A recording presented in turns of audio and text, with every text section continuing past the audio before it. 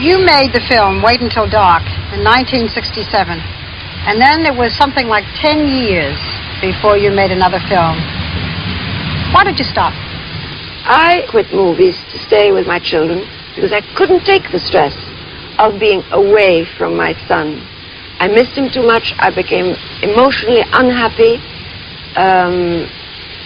Some people could deal with that. So they can have their career and the marriage and the children. I was miserable both ways, you know. It is not easy. I mean, I think everybody agrees, people who have careers. I have the greatest admiration for women who can do, not both, but all three, who have a career, who can take care of their husband and take care of their children.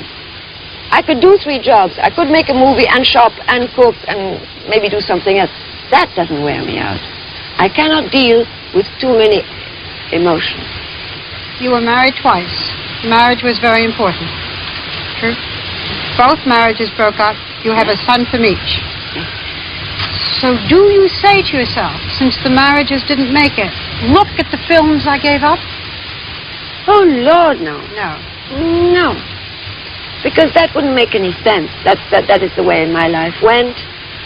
I don't regret for 1 minute making the decision to quit movies for my children. Had I done it the other way around, I'd be miserable today. If I just had movies to look back on and not have known my boys. Now the boys are grown. You can make films. I think most people feel that you've retired. Have you? Or would you come back and do other films? I always wonder why we have to be put in sort of pigeonholes. Why you're retired or not retired. I don't think I'll retire till I die. I have this extraordinary thing that's happened to me. To be able to express my need to help children and to care for them in some way. I can personally do very little, but I can contribute to a whole chain of events, which is UNICEF. And that's a marvelous feeling. It's like a bonus to me towards the end of my life.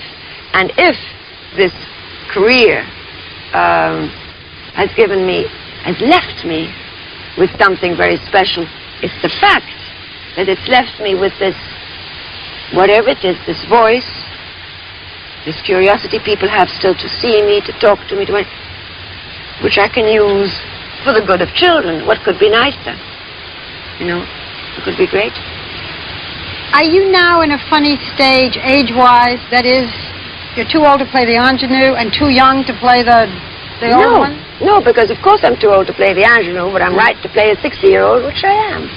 You're very forthright about I don't want to play an 80-year-old. Yeah. Both would be fake and unnatural.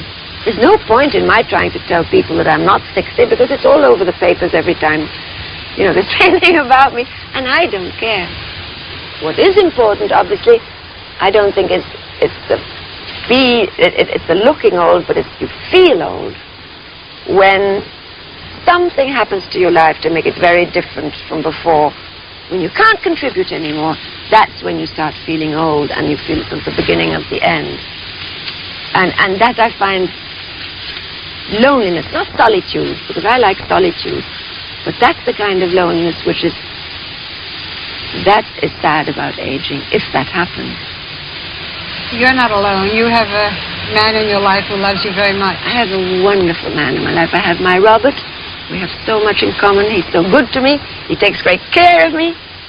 And it's a wonderful feeling to be able to not only love somebody and be loved, but to trust them. To trust them. Do you want to remarry? Is it important? No, it's not important. I am sort of married to Robert. We're always together. We have been for 9 years. But you haven't married him? No. There's no reason for not marrying or marrying. You know? Actually, in fact, maybe this way it's a little more romantic. Are you happy? Very.